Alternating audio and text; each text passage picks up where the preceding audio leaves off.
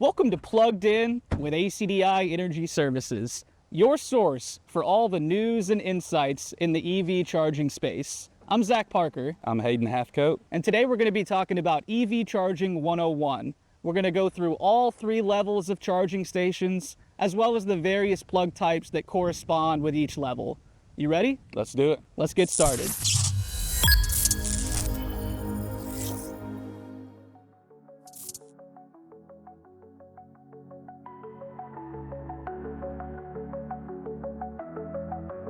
For our first stop, as you can see, we're in the garage of a house under construction here in Benton.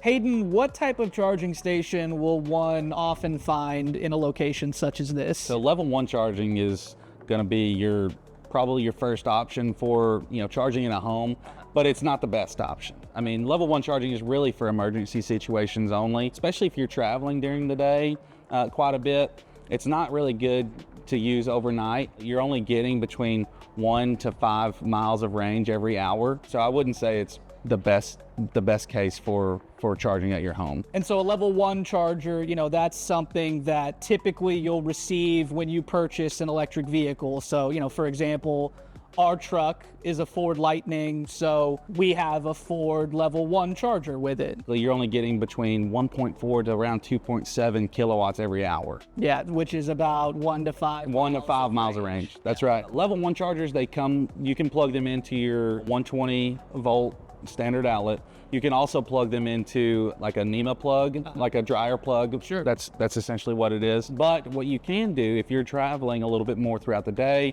maybe you need more than 1 to 5 miles of range in an hour, you can upgrade to a level 2 charger. You can get it wired into your garage. You can put it outside of your garage. You can just plug it into there and wall mount it. Sure. And we'll touch on level 2 charging here in a minute, obviously, but safe to assume that's going to get you much more range and a quicker charge than a standard level 1 charger. Absolutely, yeah.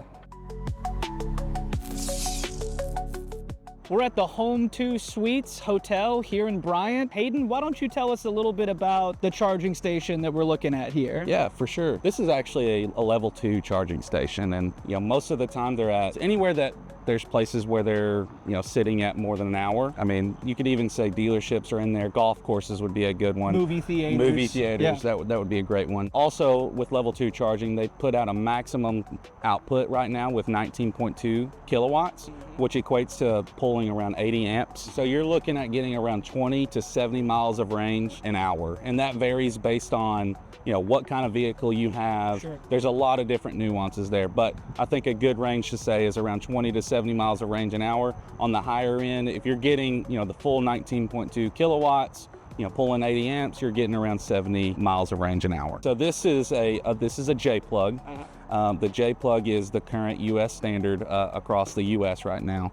What we don't know is where we're going to go in the future quite yet. With Tesla, they have one plug for all different levels of charging. The J plug will work with 100% of all vehicles out on the market. It'll even work for Teslas and other vehicles that do not have the J plug insert on their vehicle. Yeah. They'll have an adapter, so they'll be able to use this plug.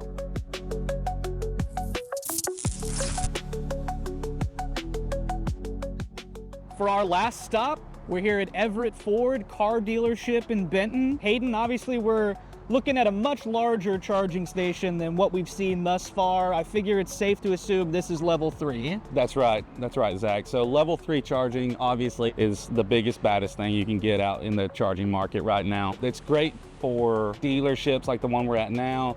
You're looking at major highways and byways, gas stations and convenience stores, that sort of thing, for travelers to come in, get a quick charge, in and out, 30 minutes, and get back on the road. The difference between level 2 and level 3 charging, level 2 is AC current, and then level 3, another name for level 3 charging is DC fast. So anything that's level 3 direct current is going to start out around anything above 19.2 all the way up to 480 kilowatts.